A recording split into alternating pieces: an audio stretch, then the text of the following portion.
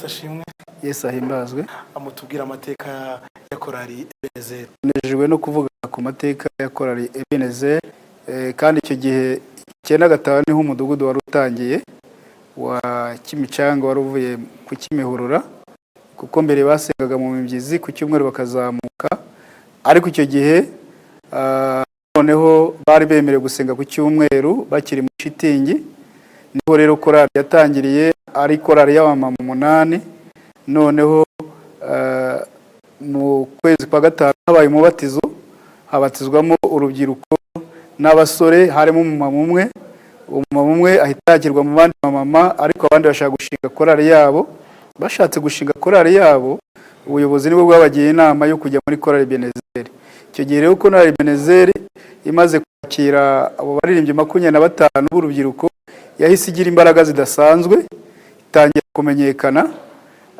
Ariko aho ngaho bari bataragira ibicurangisho, bari bagikoresha ingoma, bavuzaga ingoma n'amapendo, ariko bahita bazamuka batera imbere. Rumva harimo hajemo amaraso mashya y'abasore n'inkumi. Noneho rero batangira no kumenyekana, itangira kuba korali itumirwa hirya no hino mu gihugu. Uyu munsi wa none rero ikaba imaze kuba korali ishimishije, ikomeye, ku buryo imaze gusohora audio 2. Uyu munsi ikaba yitegura gusohora DVD. Nyuma gato yo kuganira n'umushumba yatubwiye ko iyi korali yatangiye ari korali y'ababyeyi. Amatsiko n'ubundi akomeje kuba menshi yo gutekereza iyi korali kuri ubu ihagaze ite. Murakoze cyane. Nitwa François Simbavimbere, ndi umuyobozi wa korali Ebenezer. Korali Ebenezer rero ni korali imaze kwiyubaka, aho igeze ubu ngubu imaze kugira abaririmbyi 60, abagabo 22 n'abagore 38. Ni korali rero ikomeje umurimo mu kwiyubaka, mu kugura ibyuma, mu gukora umurimo w'Imana hirya no hino mu ntara zose z'igihugu cy'u Rwanda, ku murimo w'Imana ku Kimihurura mu itorero dusengeramo, mu kwiyubaka, mu gushaka umubano n'andi makorali. Ahandi henshi tubana n'andi makorali arayo dusengana ku itorero ryacu, n'ahandi tugenda mu ntara tujye kuvuga ubutumwa muri urwo rwego rwo kubaka umurimo w'Imana no gutsura umubano n'abandi baririmbyi. Ikindi twagiye dutakaza abaririmbyi bakitaba Imana. Hari ababyeyi bitabye Imana mu icyo gihe muri za 2001, hari no duherutse gutakaza muri uyu mwaka turimo gusoza, nawe watashye ari umubyeyi mukuru. Urumva tugiraga inama, katugira inama ku murimo w'Imana, bitewe nuko yari afite uburambe muri uyu murimo, twaragiye tubusangamo. Ibyo nibyo byagiye bitubabaza, bigatuma twumva duhungabanya. Ikindi cyagiye kidushimisha nuko twagiye tugera ku bikorwa, twagiye tugira abayobozi batwegera b'abashumba bagiye basimburana iwacu, bakatwegera bakatwereka umurongo, natwe tugasanga twakoze ibintu bidufasha kandi bituma umurimo wubakika. Tugasanga tumaze kugera ku bintu bikomeye bitewe no kugenda tubana n'abayobozi batwereka inzira, natwe tukayihagararamo, tukabona ibintu bimaze kugenda neza. Tumaze kugira rero abantu bamaze gusobanukirwa umurimo w'Imana, bamaze kumva ko umurimo w'Imana urimo ugenda utera imbere, natwe tukabona tufitemo inyungu muri uwo murimo, kandi na umurimo waguka. Murakoze cyane. Sinzi igihe umaze muri korali Ebenezer, ariko nzi neza ko ushobora kudufasha kumenya korali Ebenezer noneho ihagaze ite mu bijyanye n'imiririmbire. Murakoze. Nitwa Placide Yamuhayimpundu, ndi umwe mu bagize korali Ebenezer, ariko nijye mutoza wa korali Ebenezer. Aho korali igeze mu by'ukuri turashimira Imana, turumva dufite amashimwe, n'urugendo rurerure cyane, ariko aho Imana igejeje idukoresha umurimo wayo turayihashimira.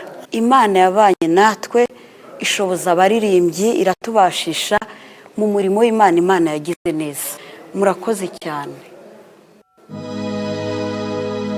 Nakomeje kunezezwa cyane nuko nagiye nganira na bamwe mu baririmbyi ba korali Ebenezer bakatubwiraho ubuzima ndetse naho korali yavuye. Anyibaza hari uburyo mwagiye muzirikana mukivaho nka korali Ebenezer mugatekereza n'abandi mu buryo bwo kwamamaza ubutumwa bwiza? Murakoze cyane. Nitwa Betty Uwamahoro. Nk'uko izina rya korali riri Ebenezer, nibyo koko Uwiteka yaratuzahuye ku buryo Imana yadufashije tugatera intambwe.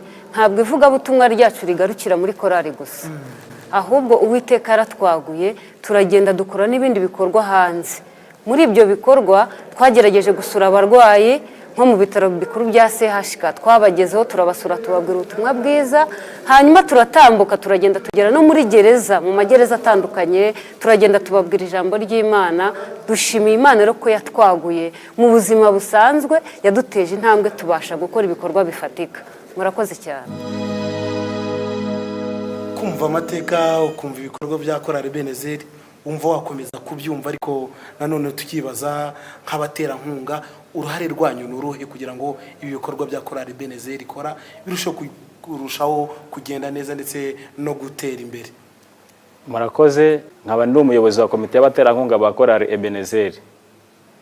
Muzukuri nk'uko bagenzi banjye bambanjije babisobanuye, korali Ebenezer ni korali ifite igisobanuro cyiza kujyanye n'ijambo ry'Imana, ku buryo rwose mu byo twabashije gufatanya nk'ama CD audio abiri atambutse batubereye korali igaragaza ko itanga icyerekezo na moral. Ibyo byaradushimishije cyane. None kugeza ku uyu mwanya wa none rero ubu tubazane noneho CD igaragara amashusho. Nakangurira abantu bose yuko ari korali nziza, ifite ubutumwa buvugitse, ifite ubutumwa bufite icyerekezo kandi bukura abantu mu byaha buberekeza mu bugingo buhoraho. Ifite abaterankunga benshi rero barenze 150, kandi ufite icyizere cy'uko dukomeza kubona abandi, kuko ni korali igenda ikundwa mu mujyi wa Kigali, mu ntara no mu bindi bihugu rwose. Dufite icyizere cy'uko ari korali ihamye kandi ifite umurongo ngenderwaho mwiza. Murakoze. Mwakomeje kugenda mugaruka ku gikorwa cyo gushyira ahagaragara album yanyu ya mbere y'amashusho. Ni muri abambere, ntimuri n'abanyuma bashyize ahagaragara album y'amashusho. Anyibaza se album y'amashusho hari agashya kagaragara kuri album ku buryo muvuga muti ubutumwa dushyize ahagaragara abazabwumva n'abazabubona abafite icyo bazahindukaho? Murakoze cyane. Iyi album mu buryo twayiteguye ku buryo duteganya buri muntu wese ku isi mu cyiciro arimo agomba kwibona muri album, uburyo azayumva no kuyireba ikaba ari indirimbo zigomba kurutsa imitima y'abantu zikabubaka. Icyambere nk'indirimbo ivuga imibabaro, ni indirimbo itanga ibyiringiro ko abantu bababaye ariko hari ibyiringiro ko imibabaro izarangira. Ni indirimbo rero ivuga aho uyu munsi h'umuntu n'ejo hazaza, mu gihe kizaza tukinjira mu bugingo buhoraho. Ni indirimbo rero twateguye tuziteganya mu byiciro bitandukanye, buri muntu wese uko azazumva, buri muntu wese mu cyiciro arimo. Duhaye ikaze rero buri muntu wese kuri iyi DVD kugira ngo ayikurikirane, kugira ngo ayumve ubutumwa burimo ndetse n'uburyo ikoze n'amajwi, ariko cyane cyane ubutumwa burimo bugera ku mitima y'abantu. Murakoze.